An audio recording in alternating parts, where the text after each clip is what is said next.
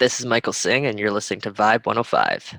Vibe Talks. Vibe Talks. More than just music. Hey everybody, this is Giancarlo Aulino reporting for Vibe 105 with a Sports VIBEtalks segment where we're going to be talking about all things Toronto FC today. To help me out, I'm happy to be joined by my guest.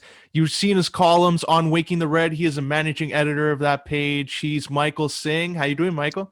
Hey, Giancarlo, thanks for having me. I'm happy to be here. I'm doing great. That's good. And the news just came out. Chris Armas, the new coach of Toronto FC.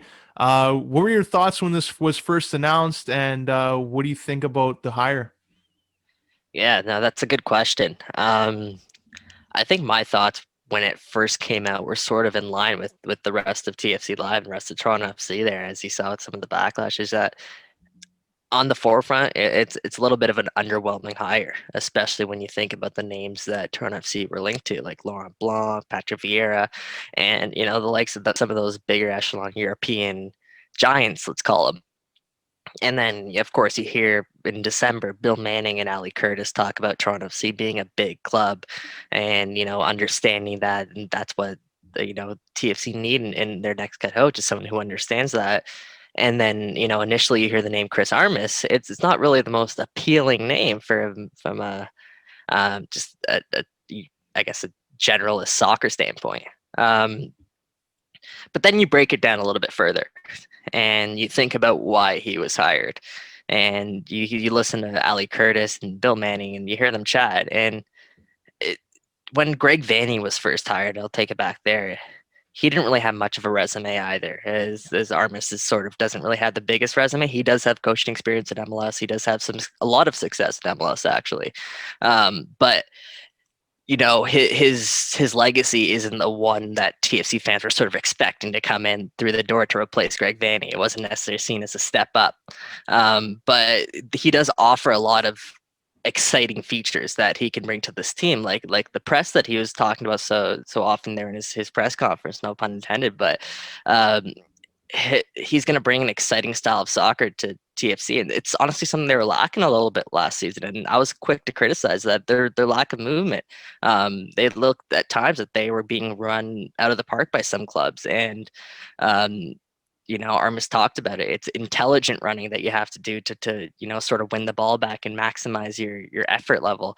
And I'm hoping that he sort of implements that sort of philosophy. And hey, I think we should give him a fair chance. I'll sort of sum it up there. I think it's worth giving Armas a fair shot. Greg Vanney, like I said, didn't really have the reputation when he first came in. 6-7 years later, he's the greatest Toronto FC coach of all time. So at the end of the day, I think Mitchell Tierney said this line. At the end of the day, it wasn't Aaron Finter that was TFC's best coach of all time. It was Greg Vanney. So let's give him the benefit of the doubt here, and let's get behind our new head coach, and let's see what he can do. Yeah, I agree there. Like Vanney, when he came in, he had to step in on a roster that had Sebastian Jovinko also coming in. And now when you're looking at Armas, what he has to do, you have Josie Altidore, who he's still going to be on the roster next year, designated player. Michael Bradley's getting up there in age. Now they also have to search for another designated player. So based on what you heard today in that press conference, what kind of player do you think would best suit Chris Armas' style? Yeah, and I think it would be someone who would be able to run like there's no tomorrow. And, someone, I think Ali Curtis and Bill Manning said this in December, this is someone who can score goals at a very high clip. So if you can find someone who can do both, ideally, I think in this team, it would be a winger. Or an outside midfielder that can contribute offensively as well, but someone who's willing to run. So I'd expect that to be someone on the younger side of things, not necessarily like over 30. I'd expect them to be under 30, and that's the way that the league is trending. So in terms of their designated player hunt, Ali Curtis told us today the search is still ongoing. It's still a process, but now that they have Chris here to join that process, perhaps we will see that philosophy implemented in their hunt for a new designated player. Yeah, and you isn't just a designated player opening up right now, like they were talking about back in December still, and some uncertainty there. Do you think they should target more of an older player, like a veteran style, who has experience, or should they do what some other teams have done and go to South America and get maybe someone who's 22, 23 to come in? Yeah, that's a good question. And to be honest with you, I think every player is so different. Every circumstance is so unique. I mean, if TFC were to tell us they're going to bring in someone who's like Alejandro Pozuelo, for example, he's what, 29, 30 years old, and he's not the fastest player, but I don't think anyone would turn away an Alejandro Pozuelo. You know what I mean? So I think at this point, it's about getting the best player that's available, the best attacking player that's available. Because obviously TFC need goals. They have a very solid core of players that are returning, but they need that difference maker. And I don't really care if it is that speedy winger. I don't care if it's a central attacker. They just need someone who can make a difference. And it can't just be Pozuelo being the only one who can do that, and perhaps even a little bit of Richie Larea too. I just don't think, aside from those two, there are really many difference makers on TFC. Yeah, and like it's an interesting point you brought up there too, like Richie Larea, and even looking at the back line, like Justin Morrow's right now still a free agent. Do you think that he should be brought back in, or should they look elsewhere to look at depth on that position? hmm well, I think Justin Morrow would make any team better. Um, Even if he doesn't start, I just think his presence in any sort of franchise automatically makes that franchise better, and enhances the locker room and enhances the values of that club. So, yeah, I would love to see Justin Morrow back in a Toronto FC uniform. But with that being said, there's a lot of dominoes that have to fall into place. Justin Morrow he's not on the cheap end by any means of free agents. TFC are a little bit tight against the salary caps, so if there's a way that we can bring Justin Morrow back, for sure. But just keep in mind that it does have to all fall into place, and it all does have to work, because TFC again are tied up against the budget. Yeah. With managing editor of Waking the Red, Michael Singh here on Vibe 105 Sports Vibe Talk segment. Michael, another direction that Chris Armas seemed to be open to is the young players. He's like giving the young players more time to play. He brought up that just because they're in an environment doesn't mean that they're ready to play. Like he was making an assumption there, like, okay, maybe they're absorbing it, but he did identify some young players that could play and that he wants to give them minutes. So when you're looking at the roster, the way some of these players came up last year, there was a lot more than usual from their academy. Who are some of the players you think are going to make another step into becoming better and more important players for this team? Yeah, I mean, if anyone's read any of my stuff on Waking the Red, I'm all for freeing the young guns and giving these young guns more time. So it was nice to hear Armin speak about that, and potentially giving some of these youngsters some extended looks. And if you want to talk names, we will talk about Jaden Nelson, Jaquil Marshall-Ruti, Ralph Priso. Ayo Akinola's still young; he's still 20 years old, so we could even throw him into that mix. And then, you have Jordan Perusa, who's coming through the ranks. He's a new sign in this year, 19 years old, and TFC fended off European interest to sign that homegrown product. So he's getting his first shot with the first team, and we'll see if he can earn some minutes from Josie Alter and Ayo Akinola up top. He's someone to watch out for. Right now, Toronto FC, their depth at center back is really thin. Besides Chris Mavinga and Lawrence Simo, or not Lawrence Simo, sorry, he's departed. Besides Chris Mavinga and Omar Gonzalez, um, there's very little depth behind them at center back. They have a youngster in Julian Dunn, who I'm sure many Canadian soccer fans are very familiar with, who had a great stint there in the Canadian Premier League on loan. He's 19, maybe 20 years old right now, and he potentially is in line for a look there at center back, especially because if Chris Armas does want to implement more of a pressing style of play, a high tempo, Julian Dunn fits that mold because he's a very mobile center back. He is willing to, stick his foot into a tackle, and he's good on the ball too. So Julian Dunn's another name we can watch out for. Don't forget about the likes of like Jacob Schaffelberg as well. He's someone who honestly sometimes gets overlooked a little bit because he didn't have the greatest show in the last couple of years, but he's someone who people rate just as highly as some of these other flashy names. Um, just trying to think, make sure I don't leave anyone else out. Liam Fraser, we can give him a quick shout out because he's about to enter a massive campaign in his career. 2021 will be the first time in his career that he's going to be under a new head coach. So is this the opportunity where he kind of finally takes advantage of it and he cements his spot there potentially in the midfield, and even as a rotation player? Because, last season I think we can all objectively say that it was a disappointing campaign for Liam Fraser, and with all the hype built around him, I think under a new head coach, it's a fresh start perhaps maybe he needs. So that's another youngster to potentially look out for. Rocco Romeo, he's on loan right now overseas in Denmark, and he comes back in June, and he's just as highly rated there as Julian Dunn at center back. So is he perhaps another name that can work his name way into the mix? Noble Okello, he's going to be starting a training camp with Toronto FC as well, central midfielder, another one to add into that crowded mix there. But he's capable of minutes too. I mean, Wolfsburg in Germany had their eye on him since he was like 17, 18 years old. So the kids that are coming through these ranks, these are talented Canadian kids. So it's an exciting time for a Toronto FC fan, because you have that great mix of ready players and veterans and that are really good in MLS, especially for an MLS standard, and then you have perhaps the most exciting crop of young talent coming through the academy. So if you think about that, I think Toronto FC are perhaps the most appealing team on in MLS right now, and it's an exciting time to be a Toronto FC fan. Yeah, I agree. And you brought up there like some of these young players, and Iowa Akinola really came into his own. A lot of people had a Chara penciled in over him after that home opener when he really impressed. And Akinola came in MLS's back tournament, put in all those goals, and continued that throughout the year. So, like, just on top of that, like you mentioned, some of the younger players. Who out of that crop of talent do you think is going to really emerge this season and have something similar to what Akinola had this past season? Yeah, if there was a candidate to do that, honestly speaking, like I think the sky's the limit for Jaden Nelson and Shaquille Marshall Rudy.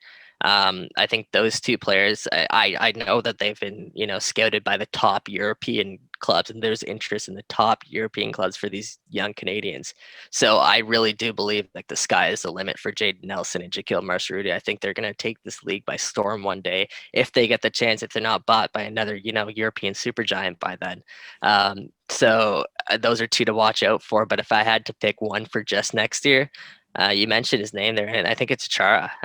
He only had one game under his belt before he went down with injury, and it was an impressive show on Greg Vanney. The rookie. Greg Vanney said that the rookie would be one of the first people off the bench, if not starting, when he went down with injury. And that's after one MLS game and, a solid training camp. And in his training camp, he scored almost every game that he played, which is, unheard of for a rookie, let alone like a regular MLS player. So, Achar would be the name that I would say that would have that breakout Akinola campaign if I had to pick one.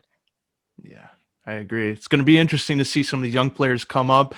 For those just joining us here on Vibe 105, this is Giancarlo Aulino with the Sports VIBEtalks segment, being joined by managing editor of Waking the Red, Michael Singh. Michael, another thing here, Greg Vanney, like you brought up, he took his talents to LA. He's going to join his team there that he started playing for, and now he's returning as a coach. Were you surprised at the news a couple months back when it was announced that he was stepping down, or do you think that was the right time, and especially the way the roster was shaping up? Yeah, so personally speaking, just reflecting back, I was really surprised when Greg Vanney stepped down as Toronto FC head coach, and that was just because, just a month earlier, a couple of times throughout the years, he told us that it was just a matter of time before he signed. So obviously, from our perspective, we take that at face value, and especially when you hear Bill Manning and Ali Curtis speak about that the negotiations, they said the same thing. It's really close and it's just a matter of time. So yeah, of course I was surprised when it happened, but looking back, I mean, it was written it was written, what is it, written on the wall there, that Greg Vanney would be heading to LA, especially when you consider the 2020 that Toronto FC had away from home. His contract was coming up to an end at the end of the season, and it did feel like it was a right time for Greg Vanney to depart. I don't think there could have been a better time really for him to depart. It was the end of his contract, like I mentioned. He built a legacy here with Toronto that's unparalleled. He left the club better than it was than when he first arrived.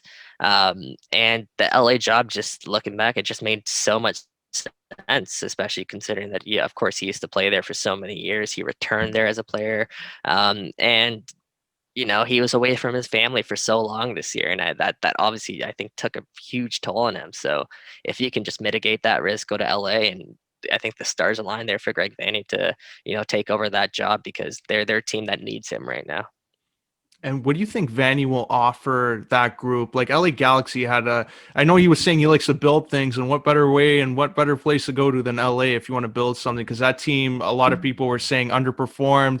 They have all this talent, but they weren't just really able to get on the same page. So what do you think Vanney, looking at his experience in Toronto, what do you think he'll do to that LA Galaxy group?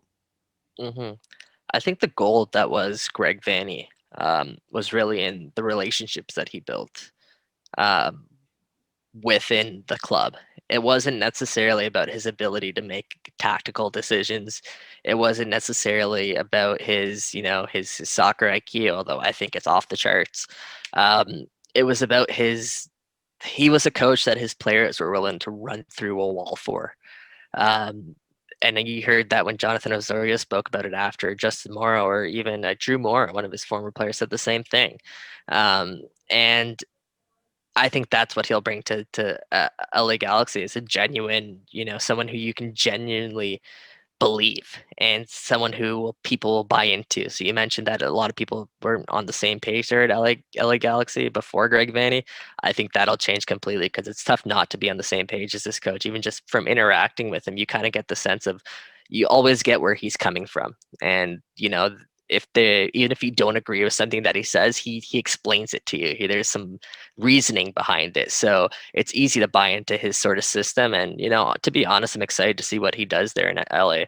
It's a massive club, and they're not quite where they used to be. So can Greg Vanney sort of get them back there? We saw what he did in Toronto, and we saw what he built here in Toronto. Can he redo that though there in LA? Yeah, and just Greg Vanney, a lot of us in the media, like we were around him, interacted with him, so we know what it's like, what he is like, and I guess like what would be one memory or two that interacting with him that you personally shared, or a fond memory of Greg Vanney?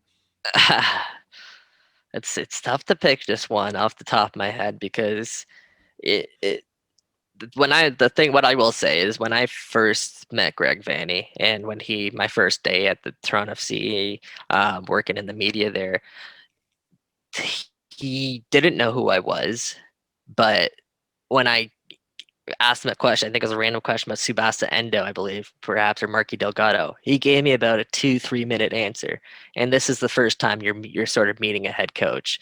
Um, that's just the type of person who Greg Vanney was. Is regardless of who you were, regardless of what media outlet you worked for, he was there to chat with you as a person. He was there to genuinely listen to what you were asking and give you helpful responses because he did have that media training in the past. I believe he did work in the media when I forget whereabouts, but he did work in the media before coming to Toronto, so he understood that background. And um, that was probably just what stood out to me most about Greg Vanney. There were times here and there where he lost his temper at some of the questions that I would ask. I would push his buttons here and there a couple of times, but for the most part, man, Greg Vanney was anything you could ask for in a coach when from a media perspective at least. He gave you all the time that you needed and gave you all the answers that you needed or wanted, or he tried to work with you. So I think that's the part that stood out to me the most. I guess some notes for the LA Galaxy media. What was some of the things that would set them off?